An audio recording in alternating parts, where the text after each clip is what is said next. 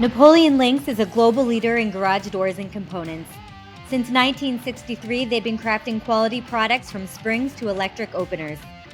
With over 60 years of experience, they've grown into a full-line manufacturer with a global reach in over 40 countries. With 5 facilities spanning 500,000 square feet, they are the committed leader in the garage door industry.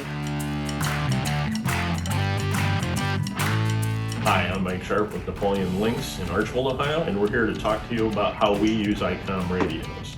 We are Napoleon Lynx, a garage door hardware manufacturer in North America with 5 locations. And we've been using two-way radio in the manufacturing processes since the 1980s.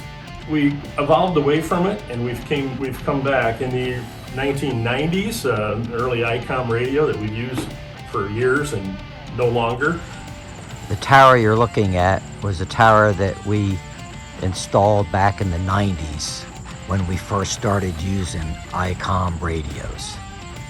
But we're evolving into a new generation of radios and some new functionality. We're looking forward to IDAS being able to grow with us as our business grows and adapt in ways that we need it to adapt to our needs.